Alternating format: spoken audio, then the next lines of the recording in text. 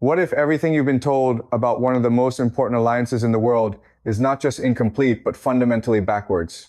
Before you dismiss that idea, take a moment and really think about it, because today we're stepping into a question that sits right at the center of global politics, yet almost no one examines it honestly.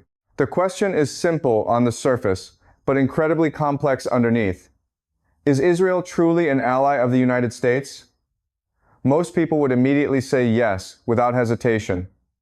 The evidence seems obvious. The United States sends billions of dollars in military aid to Israel every single year. It consistently vetoes United Nations resolutions that criticize Israel. And whenever tensions rise in the region, American aircraft carriers appear in the Eastern Mediterranean almost like clockwork. These are the visible signs of partnership, the kind of actions you expect between close allies, not adversaries. But here's where we need to pause and challenge that assumption, not casually, but seriously and with intention.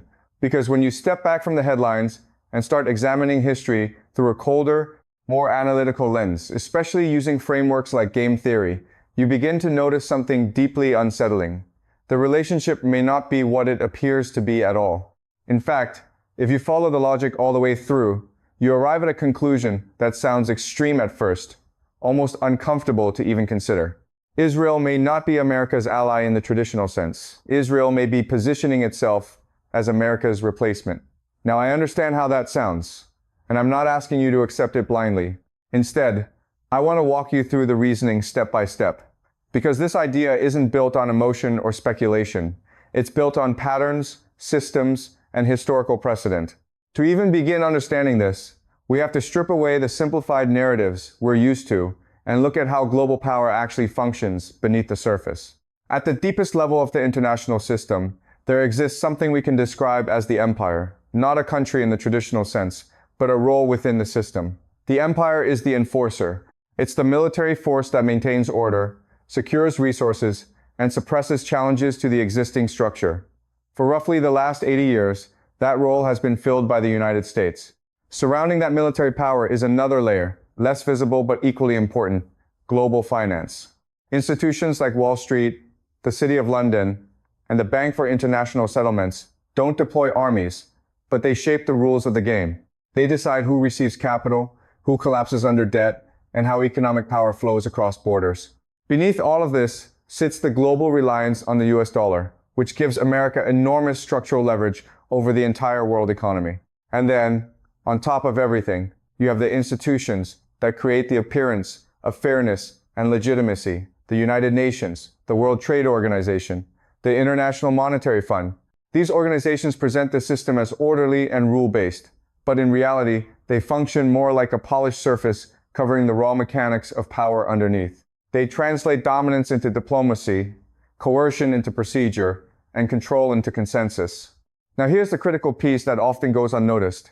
The individuals and networks operating within this system, major banks, defense contractors, intelligence agencies, and long-standing elite families are not primarily focused on improving the world in some abstract moral sense. Their main objective is maintaining stability within the system as it exists, because stability benefits them.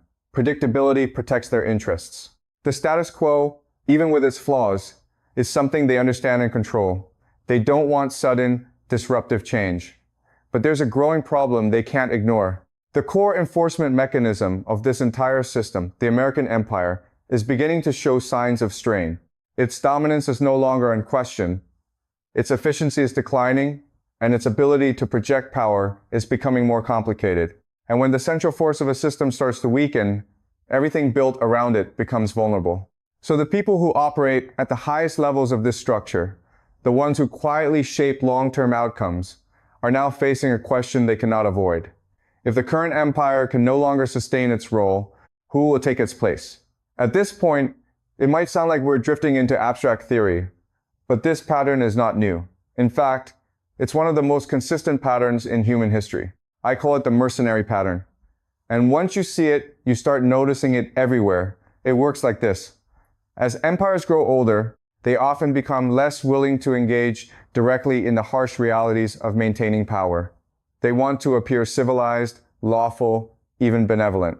So instead of doing the difficult or controversial work themselves, they begin outsourcing it. They rely on proxies, local forces, allied groups, or smaller states to carry out the violence, enforce control, and absorb the consequences.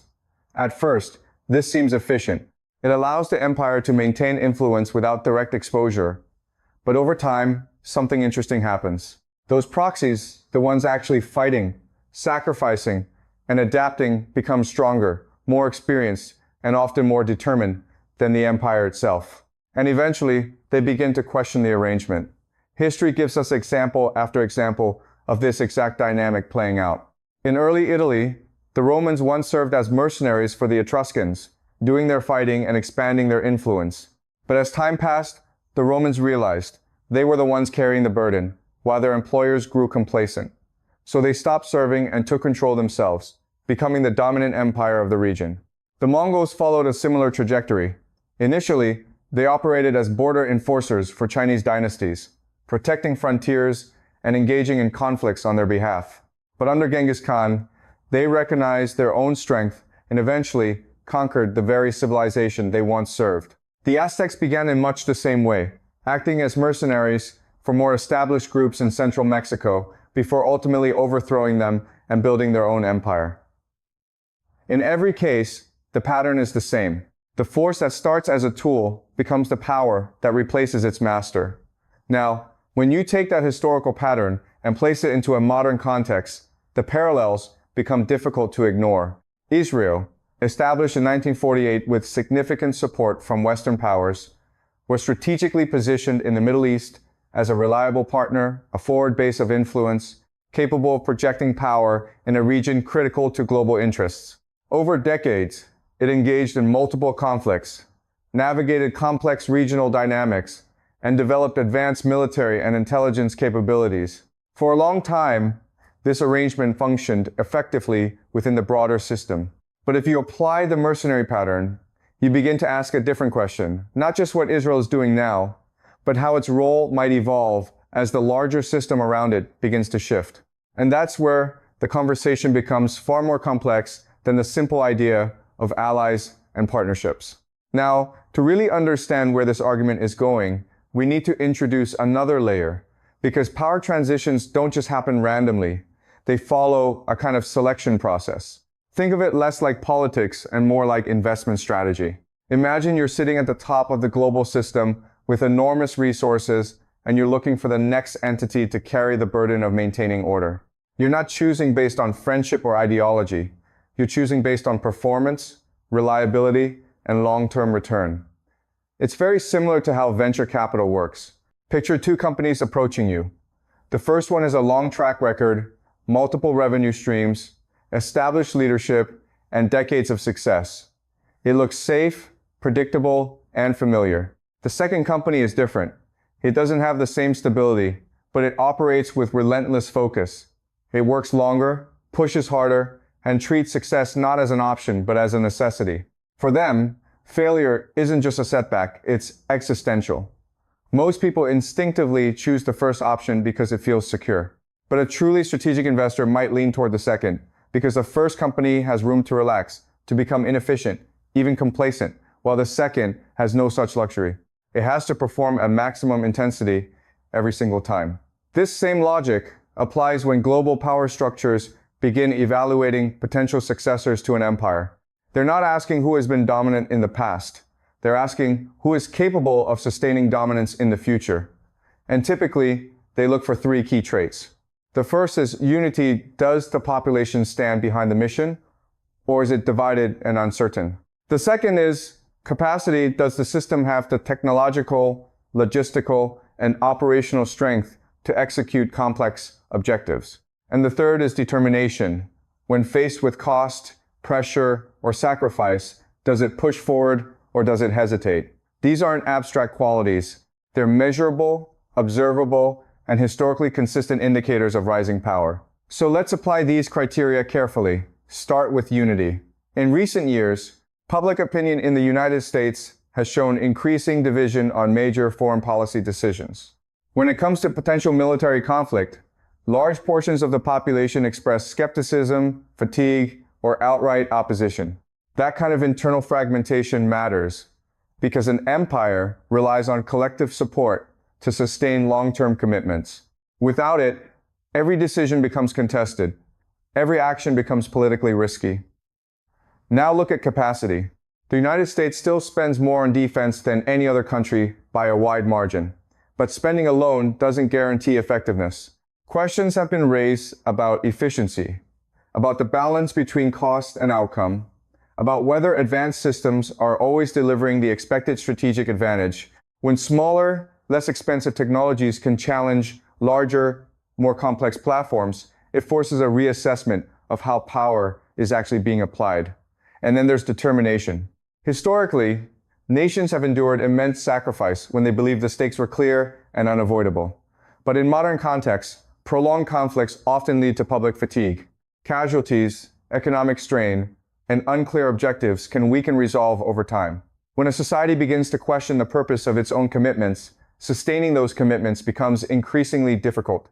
Taken together, these factors suggest a system that, while still powerful, is facing internal and external pressures that complicate its ability to act as it once did. Now, apply the same framework to Israel, and the contrast becomes more noticeable. On unity, public support for military operations tends to be significantly higher, especially when those operations are framed as essential to national survival.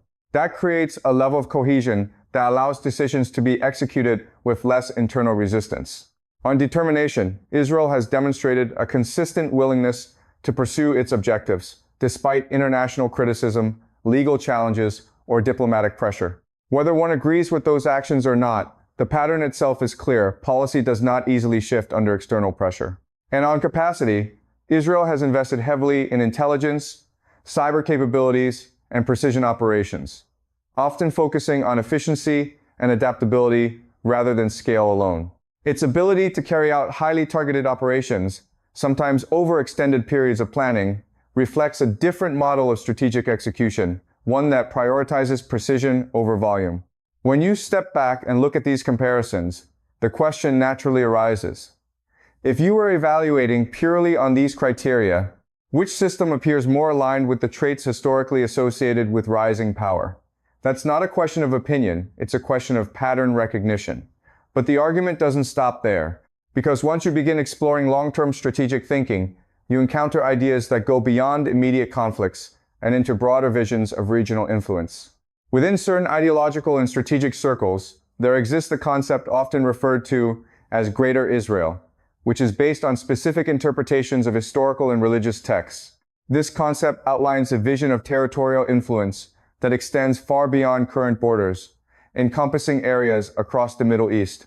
Whether this vision is widely accepted, partially symbolic, or actively pursued is a matter of debate, but its existence adds another dimension to how strategy can be understood. And here's where things become particularly interesting. If you map out that conceptual territory, you'll notice that Iran does not fall within it. That raises an important question. If Iran is outside the scope of that vision, why does it remain such a central focus of tension and conflict? The answer may not lie in territory alone, but in positioning. Because when you examine the current structure of power in the Middle East, one reality becomes clear. The United States maintains a significant presence across the region, with military bases, alliances, and control over key routes and resources. In other words, the existing system is already occupied. So, from a purely strategic perspective, any long-term shift in regional dominance would first require a change in that existing structure. And that leads to a difficult but important line of reasoning. What if ongoing conflicts are not only about immediate threats, but also about long-term positioning? What if prolonged engagement places increasing strain on the current system, gradually reducing its ability to maintain its presence? In that scenario, the outcome wouldn't be defined by a single victory or defeat, but by the cumulative effect of sustained pressure over time. As resources are spent, attention is divided, and priorities shift, space begins to open. And when space opens in geopolitics, it rarely stays empty for long. Someone fills it, not through sudden takeover, but through gradual expansion of influence, capability, and control. And if you view the situation through that lens, the dynamics begin to look less like isolated conflicts and more like stages within a broader transition. Not a conspiracy, but a process, one that has repeated itself throughout history in different forms, under different names, but with remarkably similar outcomes. And this is where the argument reaches its most revealing stage. Because once you begin to view global politics through patterns instead of headlines, you start noticing something else. How alliances are rarely permanent, and how power tends to reorganize itself around strength rather than loyalty. This brings us to a principle that quietly governs much of geopolitics, something we can call the law of mutual respect among strong powers. History shows us that truly powerful states don't always fight each other to the end. Instead, once they recognize each other's strength, they often adjust. They compete, they pressure, but eventually they find a way to coexist, sometimes even informally dividing influence rather than destroying one another. At first glance, it may seem like current alignments in the Middle East are fixed America, Israel, and several Gulf states positioned on one side, Iran on the other. But alignments are not static. They evolve based on outcomes. As conflicts continue, as certain players prove resilient and others show signs of strain, relationships begin to shift. Strength attracts recognition. Weakness invites reconsideration. Over time, the balance recalibrates. And if we project this forward, a scenario begins to take shape where, after prolonged tension and restructuring, the two most capable and enduring military powers in the region could end up being Israel and Iran. Not immediate partners, not allies in the traditional sense, but coexisting forces that recognize the cost of direct confrontation and instead focus on managing their respective spheres. This kind of arrangement has appeared many times in history, where former enemies transition into cautious coexistence because the strategic cost of endless conflict becomes too high. And while that may sound counterintuitive today, it follows a consistent historical logic. At the same time, there's another dimension that receives far less attention, but plays a critical role in shaping outcomes: economic positioning. While military conflicts dominate headlines, economic shifts often determine long-term winners. And in this case, something unexpected has been unfolding. Despite being the target of pressure and sanctions, Iran has, in certain ways, strengthened its economic position within emerging global trade networks. Through evolving energy dynamics and shifting global supply chains, Iran has found ways to reinsert itself into international markets, generating significant revenue in the process. Additionally, its geographic position places it at the center of major trade corridors connecting Russia, Central Asia, and South Asia, while also intersecting with broader initiatives like China's Belt and Road. These connections mean that, regardless of military outcomes, Iran's economic relevance continues to grow. It becomes less isolated, more integrated, and therefore more resilient. And this creates a paradox for any opposing force. The longer the pressure continues, the more opportunities emerge for adaptation, diversification, and strengthening alternative networks. In other words, prolonged conflict doesn't always weaken a state. It can sometimes force it to become more efficient and self-reliant. So now, step back and look at the entire picture. You have a current global system built around an aging central power, facing increasing internal division and external challenges. You have a regional actor demonstrating high levels of unity, determination, and operational precision. You have another regional power becoming more economically embedded and strategically resilient. And you have ongoing conflicts that, instead of producing clear resolutions, seem to extend timelines and redistribute pressure. When you connect these elements, you begin to see the outline of a transition, not sudden, not officially declared, but gradual and structural, a shift from one dominant framework to another. Some analysts describe this emerging possibility as a new regional order, one that could eventually be centered around Israel's strategic position. Not in a sense of absolute control, but in terms of influence over key systems, trade routes that connect continents, energy flows that power economies, data infrastructure that shapes information, and intelligence capabilities that monitor and manage threats. Israel's geographic location alone places it at a crossroads between Europe, Asia, and Africa, giving it access to both maritime and land-based routes that are becoming increasingly important in global logistics. Add to that its technological sector, its advanced research institutions, and its intelligence networks, and you begin to see how influence can be built not just through force, but through integration into multiple